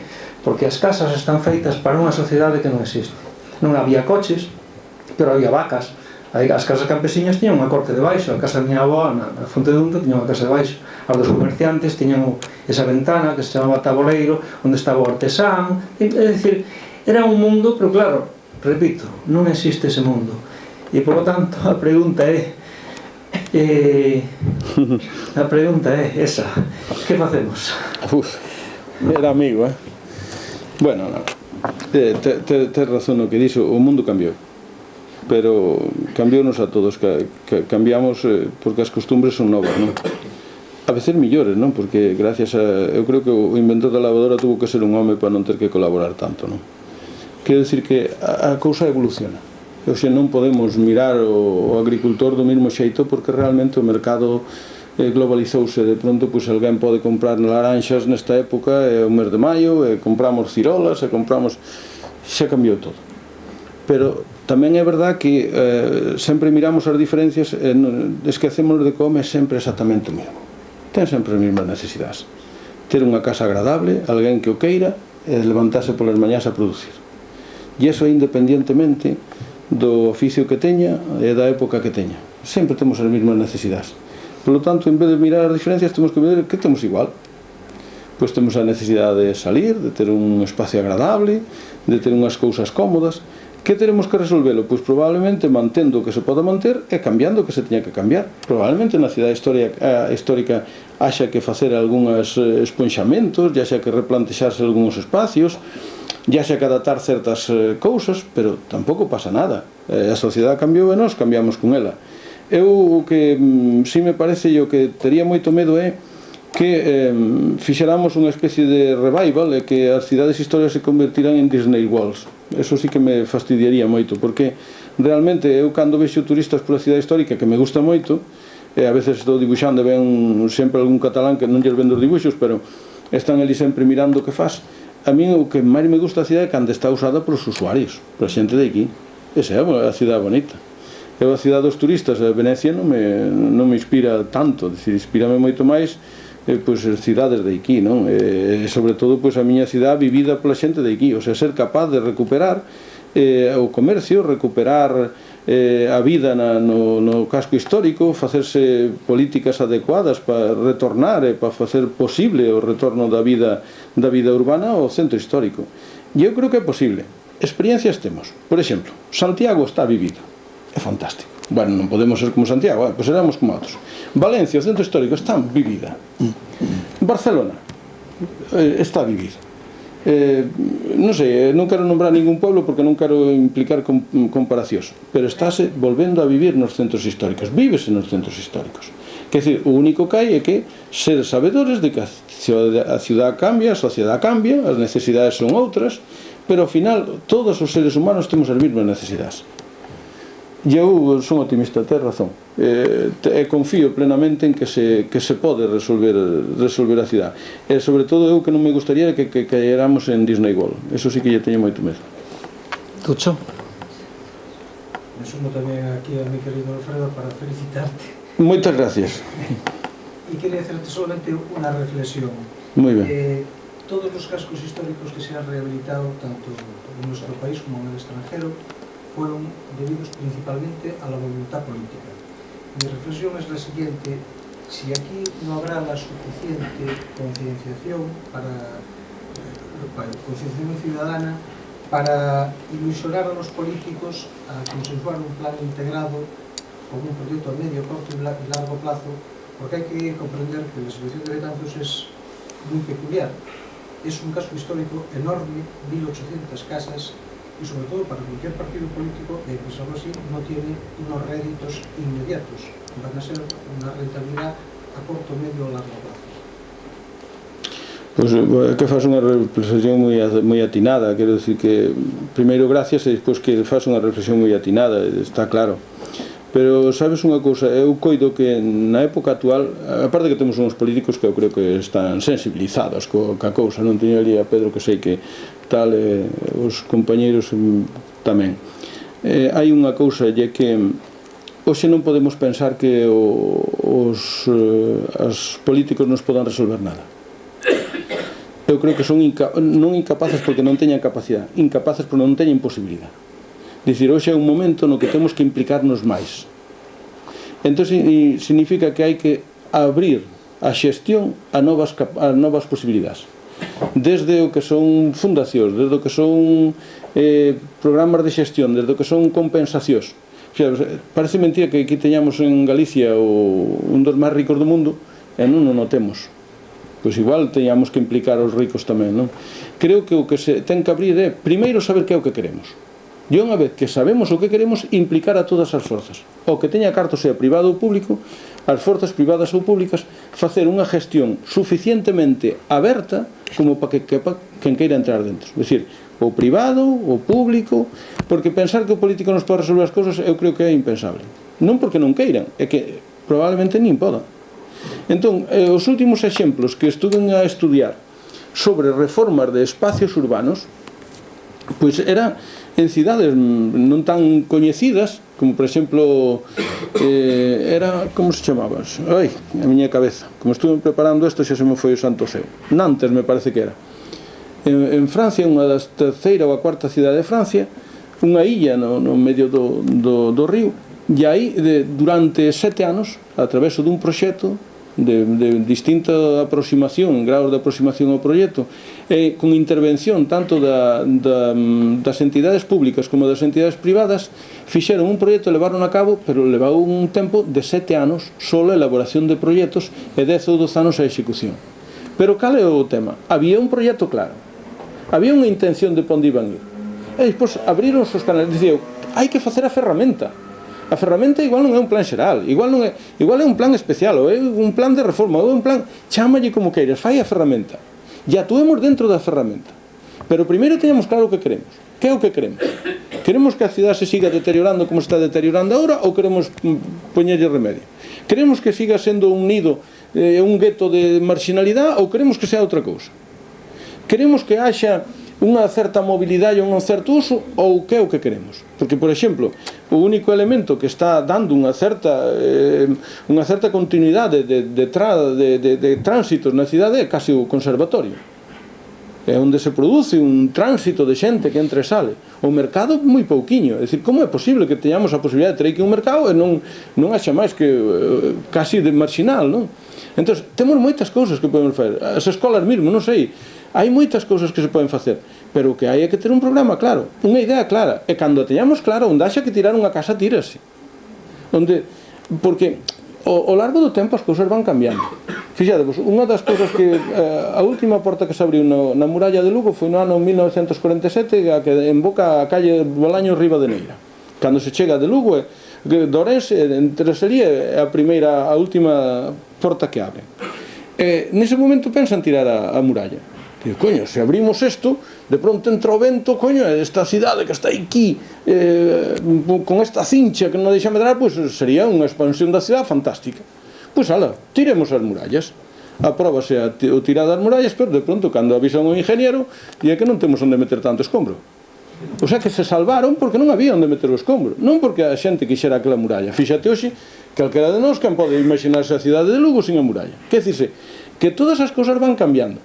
Por exemplo, como é posible que os coches casi se suban á muralla e na fonte de Unta? Ou que fai aquela casiña ali que probablemente esponxando podría ser moi bo? Ou por que está a muralla aí nesa outra parte con os edificios terribles? O sea, hai que facer un proxecto dunha rigorosidade e poñer o que se te di encima da mesa o que hai que poñer. E entón, a partir de aí, andemos. Pero que non se pode andar con medias tintas, agora 4 casas, despois a ver se toco naquela porta. Non. Teñamos un plan claro, un plan detallado que levará un tempo, e despois busquemos un mecanismo que o desenvolva. Estáse a facer, os exemplos que estuve lendo estánse a facer desde fai moitos anos en Francia, en Inglaterra, en España. Por exemplo, en Barcelona é bastante puntera en actuacións como esa, en torno ao río Llobregat, que fixeron todo unha gran cosa, e agora en torno a Badalona, non? E restauraron un montón de sitios a través de programas de xestión na que interveñen desde o Estado, a Generalitat, o Concello e as entidades privadas. E o mismo que patrocina con Estrella Galicia o equipo de fútbol de tal, pois pode patrocinarnos a recuperación do casco histórico de Betanzos, non? Só é cuestión de tocar onde toque.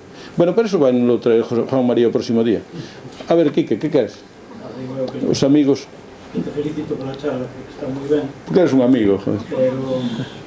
Pero creo que debería de ser obligatoria, es obligatorio para os técnicos municipales, para a oficina técnica municipal, sabes? Porque joder, nos temos que concienciar todos, pero eles teñen que ser un pouco os primeiros, porque evidentemente toda esa fase que tides de por aí arriba e esas calles que tides por aí arriba, pues joder, evidentemente os constructores, os particulares, os arquitectos, pero algo teria que decir a oficina técnica municipal, que a veces se lle meten cada infracción e cada cousa que non se enteran, non? Entón debería de ser obligatorio estas cousiñas para irlos concienciando un pouco e desde logo esa oficina técnica de un pobo como este ten que ser un pouquiño especial. Bueno, e ti xa sabes que nós temos unha compañeira que está dirixindo a de Monforte, por exemplo, non? Quer decir que todos os povos que se precian teñen unha oficina de rehabilitación que o primeiro que ten é un plano claro de como están as cousas en cada sitio, non? Monforte, tú e Pedra, todos deberíamos de estar polo menos... Sí, pero sabes o que pasa? Que o amor hai que ganalo, o interés ten que nacer dun, non podes... Santos á forza non se fan, non? O que pasa é que eu estou un pouco na línea esa, é que temos que implicar a xente, non? Se non implicamos a xente, pois estamos mal, non? Porque a arquitectura é o froito da sociedade, según sea a sociedade, a arquitectura. Pero hai que implicar fundamentalmente a aqueles que teñen responsabilidades tamén para decir, porque eu podo ser un ignorante e podo tirar ca casa medieval que hai por aí adiante, sí. Pero teño que ter alguén que sea capaz de pararme antes de que pague. É verdade, é verdade. Que eso eu creo que falla moitísimo, non? Sí, no, pero teñámonos que educar tamén, fíxate, xa desde nenos. Mira, eu fai uns anos lín aquí que parece ser que hai unha costumbre de traer aos nenos e facer un pleno ficticio onde os nenos son alcalde, concejales e demais, non? E entón unha das cousas que dicían era los niños acuerdan en el pleno hacer un paseo fluvial a lo largo del río Mandeo que nazca desde como se chama el lío a tolerancia e que acabe no campo da festa. E eu lía aquelo e dicía, Dios mío, pois temos que decirles a estes nenos que o que teñen é que ruralizar o centro de Betanzos. En vez de asfaltar e de construir hacia fora, construir hacia dentro. Decirle aos nenos, vamos a facer como fixeron o ano 1901 aquí os concejales deste pueblo que compraron 1000 plátanos. Non de frutas, son de árboles. E entón puxeron plátanos sustituindo os carballos que estaban mal no campo da feira. E puxeron árboles camiño da estación, e puxeron árboles camiño do norte, e puxeron... Ainda quedan uns pouquiños, ali no parque hai uns que son árboles do ano 1901. O sea, os concejales do ano 1901... Pedro, os concejales do ano 1901 de Betanzos decidiron comprar 1000 plátanos. Isto é fantástico. Bueno, e quen decidiu talar, por exemplo, os do norte? O norte era unha rúa con doble arbolado. Si é a primeira defensa. Es que los coches chocan contra os árboles. Quite los coches, coño. O non salga usted de la calzada. Quere dicirse que hai momentos en que hai cousas que se quitan sin ter unha razón, máis que alguén dixo ou alguén contou. Polo tanto, que quer decir? Ruralicemos o mundo, coñi, e metamos o verde dentro. Pero isto non é unha novedad. Isto que parece que, fíxate o que di, meter árboles na cidade, que cousa? Bueno, pois alá polo ano 1950 un tal señor, un arquitecto reconocido que se chamaba Le Corbusier, fixo o plan de Bogotá. E dixo, chamou o plan das 7 vías. Había un que era a vía que cruzaba o territorio, había dos, e había 7, era unha vía que traía o verde desde o monte e cruzaba todos os tecidos da cidade e iba creando unha rede. E tu, pero isto está xa feito. O único que fai é que hai que ter a vontade de estudiar as cousas e tratar de implicar na medida que corresponda. Fíjate o bonito que sería, desde a estación aquí, todo un paseo arbolado. Bueno, algúns árboles ainda quedan. Bueno, e quen di eso, pues, como é posible que a Plaza da Constitución non teña árboles, por exemplo? Que maravilloso sería. Bueno, non quero decir cosas, non despois acabamos mal. Non digo máis. Luis Otero. A ver, Luis, lémbrate que eres amigo, As intervencións que se fixeron hasta o momento foron todas referidas á conservación do casco, é dicir, do humano. Perdona, ¿puedes hablar un pouco máis alto? Gracias. Digo que as intervencións que hasta ahora estiveron facendo foron referidas hacia a reconstrucción, a restauración do urbano, non? Elías fixe unha referencia a que non hai labradores e que non hai tras. Bueno, hai 3 espacios aquí que a min eu teño un especial cariño. Un é o Frade, outro é as costas, a Veiga, tanto para un lado como para outro lado, e despois as zonas estas de Marismo, non? Ti centraches a conferencia que era a sociedade esta que generara eso. E eu non vexo especial sensibilización da xente, en general, e dos políticos mesmos, hacia o campo, non? En algún momento eu oín por un concejal cando estábamos traballando sobre o viño de Betanzos, si estarían dispostos a apoiar o sector vinícola, e contestou que non. Eso é unha verdade, non? Bien, e eu pregunto si eses espacios non se deberían de recuperar ou proteger polo menos de unha maneira especial, non? Elías fai un momento dixo que non había labradores, pero aquí os poucos que hai que tampouco se respetan, é dicir, os que están vendendo aí, por certo que cada vez máis abundantes, aquí na Plaza do Campo, pois non lles permiten entrar cos coches, bueno, sí, cargar e descargar, pero que ven as motos e están toda a tarde aí. Ven a feira esta, o LED, non sei como lle chaman estas historias, e desplazan os agricultores. Ven o camión de non sei que e desplazan os agricultores. Entonces, eu o que quería pedir é un pouco de sensibilidade por este sector que ainda existe, non? Entonces, eses espacios, tanto os físicos como o humano, ese, e que en general en Betanzos non se falase moito máis as pedras, que evidentemente hai que atendelas, non? Restaurar, rehabilitar, etc. Pero esas feiras, esa geografía humana tan importante que había, esas feiras que dieron sempre vida de Betanzos, tamén é algo que debemos conservar e algo que debemos proteger, entendo, non? E non sei, quería que comentaras un pouco algo sobre esa historia, non? Eu podo comentar se tú sabes moito máis, non? Mira, a verdade é que todo o que dice un ten que estar de acordo con eso, decir, coa valoración e a revalorización deses espacios, pero é máis, fíxate, o que estás a dicir non é dun pasado, é dun futuro. A cidade de Nova York retirou un tren que pasaba polo interior e que iba a cota máis 6 ou máis 7, que iba sobre algúns tellados, e convertiu-no nun espacio verde onde plantan cousas. Nas cidades da Alemania, o que eran parques convertíronse en huertas, e cada un ten un anaco de huerta onde pode cultivar con un alquiler certas épocas e certos tempos. Na cidade de Vitoria hai unhos parques que son chamanlles huertas urbanas. Entón tú vas ali e cultivas, e tes unha parcela que cultivas, gardas os cacharros e demais. Que dicir, nós eso xa temos, pero ademais hasta temos mellor terra que eles. Temos a terra máis productiva, temos o sitio e temos a vontade. O único que hai é que encamiñalo. De que teríamos que fuxir? Das zonas verdes.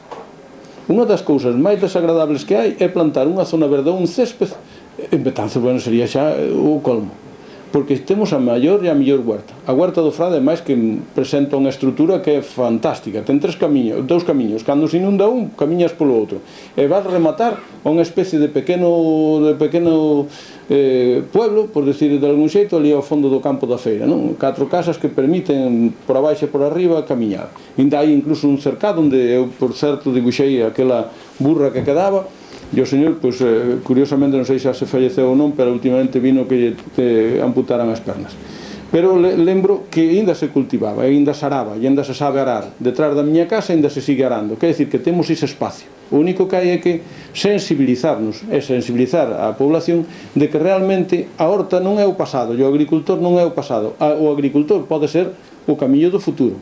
Como sempre, volvemos ao de antes.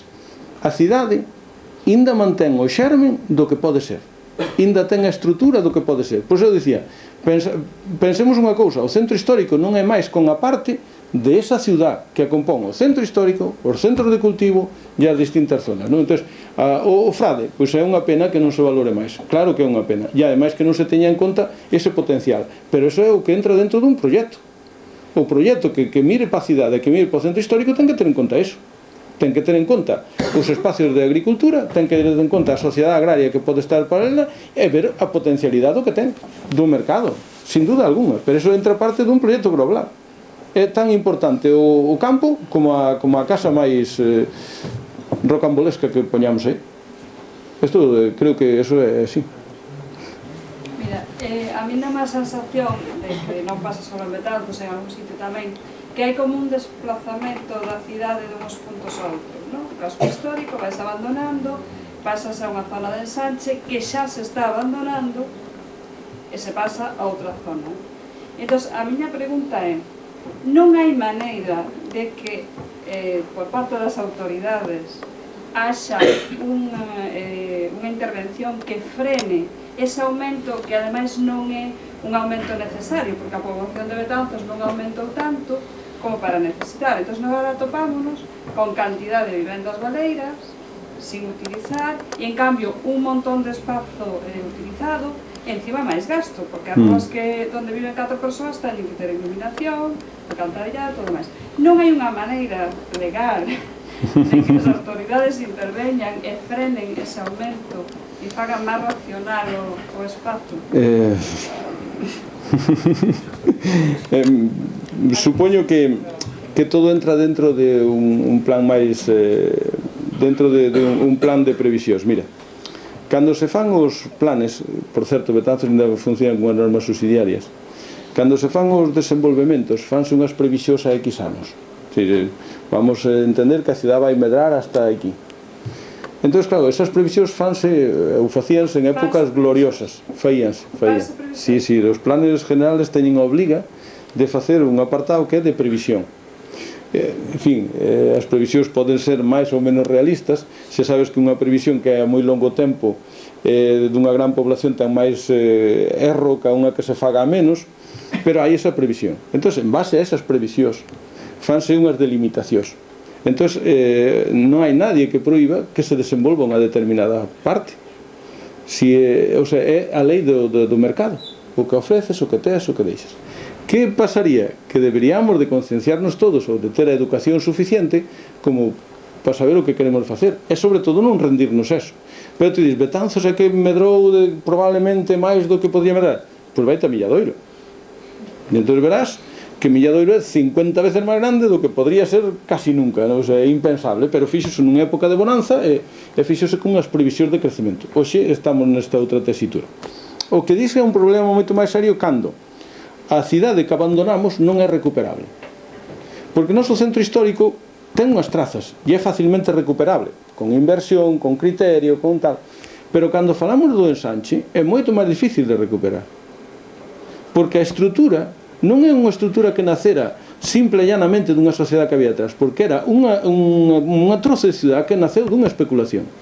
E iso non ten unha lei que o sosteña, senón que é a lei simple e llanamente do mercado. É moito máis difícil de transformar. Os problemas que teñen as cidades cando medran non está só no seu centro histórico, senón nos entornos do centro histórico. E máis, hoxe temos un exemplo, todos, en certa medida, temos a Lariz como el gran elemento de transformación de un núcleo, de unha población parecido, similar. Te vas hoxe ali, e de pronto a periferia, o entorno da Lariz é moitísimo máis feo que a calquer parte das cidades que se desenvolveron. Eu creo que é máis feo que a Carballo, que xa é dicir. Eu non teño nada contra o de Carballo, ni contra Carballo, vive Dios, o Teixo, poñemos o exemplo que vos queirades que non vos afecte. Quere dicirse que hai unha tendencia sempre á destrucción no crecemento e ao empobrecemento cultural da cidade. Por que? Porque a cidade histórica era unha cidade que xurdía dunha sociedade que había debaixo e que iba facendo os espacios según o necesitaba.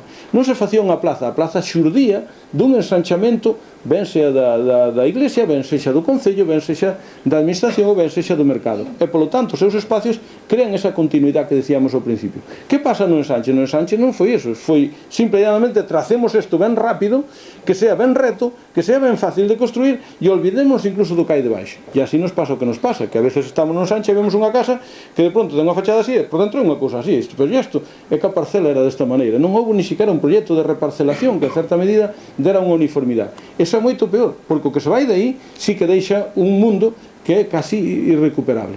Pero as autoridades non poden facer máis do que teñen para facer. Volve a pasar o exemplo do que víamos na cidade histórica. Seguro que esa vivienda que se fixo aí ou que se está a construir aí cumpre a normativa, pero era mellor que non a cumplira e que a puderamos tirar, non?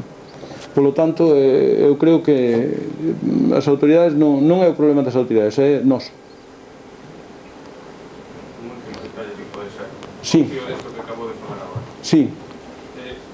É comprensible que, sobre todo nos ensanches, sí, en antiguas travesías de carreteras, digamos, a autoridade competente de carreteras exigía un deslinde ben avanzado. Hoxe en día, dentro de planeamentos municipais, se autoriza edificar máis cerca, non ir contraproducente, ir de algo ilógico. En vez de esponxar, estamos achegando espacios. Solo que a justificación de que o que era unha carretera pasou a ser unha calle. Sí, sí, tes razón, pero máis importante que a distancia é a calidad. Pero creo que, perdón, sí, que a distancia que se paga a altura de edificios con ancho de calle, digamos, o que explicou antes dos páxaros. Sí, sí, que tes razón, quero dicir que non é unha práctica que sea boa. Pero quero dicir que ainda máis importante que o tamaño é o que me presta. Decir, o que non pode ser é que a sección este dominada polo coche. A cidade debía ser a cidade pensada po peón, e o coche debía estar ao servicio do peón. O coche debía nos levar hasta ali onde nós podamos xa con facilidade acceder ao que nós queremos. Polo tanto, é verdade, esas distancias deberían ser respetadas, pero ademais deberían de implicar unha sección adecuada. Dicir, mira, non só o que explicábamos antes, a habitación mínima 3 metros, cal é a habitación máis grande? A que ten 3 metros, de 3 metros para baixo, se pode ser 2,95 millor. Que quer dicir eso? Que os máximos convirtense en mínimos, ou os mínimos en máximos. E entón o mesmo pasa aí que a carretera. Se che marca unha distancia, debería ser un pouco máis e ademais con unha sección adecuada. Pero claro, é que somos así, e sobre todo se están en mar de arquitectos, eu desconfío. Bueno, tedes que saber que nos falta unha conferencia e nesa conferencia se vai a resolver definitivamente o problema do casco histórico. Que susto. Que vai a dar don Juan María García Otero, sí. que sabe moito destas cousas. Non sei se eu creo que convén deixar un pouquiño para que se resolva ali, porque senón acabamos así. Que vos parece? Bueno, moitas pero gracias. se hai alguna pregunta, cuidado, Non afagades, se hai alguna pregunta non. Sí, perdón, sí, dígame. Mantense o límite ese día de folga, Juan María? A folga voluntaria. Bueno, en principio eu non vou a folga, non? No, vale, isto é saber. Eu en principio estarei aquí, non sei, se non se pode estar por algún motivo, pero bueno, non sei. Perdón, que se o conferenciante non está en folga... Deixa que pregunta, señor, que non está en folga, señor. El edificio de los juzgados, sí, para mí el juzgado de guardia, la fachada y el claustro, ¿no tiene arreglo o realmente, técnicamente, tiene que ser así? Aquí xa entramos. Pois mire, é que eu estou de acordo con usted, que me parece que se pudera volver para atrás debería devolverse. Pero é que a veces esto rematan cunha rampa que eu o día que estaban facendo esta fun ao Concello dicir que quiten eso de aí, porque parece mentira que nos queiran vender a moto de que hai que entrar por unha rampa cando teñen outra porta onde se entra tranquilamente a pé, poñoste un ascensor por dentro e non me fastidio de fora. Parece que é como de sentido común. Desgraciadamente, o arquitecto de xulgados foi alumno meu, e entón non lle puden dar máis que un coscorrón, porque... Pero ten toda a razón do mundo, sí que se debería de poder retrotraer. O caso é que onde habría que buscar a alternativa, é dicir, isto que temos é que buscar un sitio onde colocar as cousas e logo facerlle un amaño. Pero mire, non só é ese o problema, é que ainda hai máis. Os arquitectos somos tan malos que faemos unha biblioteca que non se pode usar. Entón, é que faemos tantas cousas tan mal, bueno, algunhas faémolas ben, teño dos nenos preciosos, pero fanse tantas cousas mal que esa é unha das que se fai mal. Por que nos doi tanto dos xulgados? Porque está ubicado nun sitio, home, non apareceu aí a diapositiva bella de historia de cando era o edificio máis sin ese altillo que lle montaron, ou esa parafernalia que montaron aí arriba. Eu creo que sí é posible recompoñela, e creo que se debería de facer, sobre todo porque sería actuar nun elemento do patrimonio que nos levaría á escala do que era unha arquitectura adecuada nun determinado momento adecuado. O que sí debería implicar é dúas cousas. Primeiro, saber onde se iba a meter o xulgado real, o utilizable, e segundo, a que podíamos destinar o que fagamos. Se unha cousa non é capaz de reconvertirse noutra, é mellor non facela. Pero, digo, por exemplo, a fachada, non se podía... Sí. Non sei, asimilarle unha galería e quitar os ferros esos. Non, mellor non facer máis cousas. É mellor quitar que facer. Non, xa ten bastante. Non lle poña gafas que xa lle chega. Xa chego de calvo, xa con tupé xa sería un desastre. Bueno, moitas gracias. Perdonen o tempo roubado.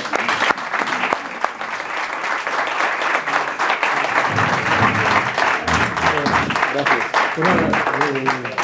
En nome do señor alcalde, como é costume, pues damos un detalle con todo cariño. Pues gracias ao señor alcalde, vale? Gracias, moitas gracias.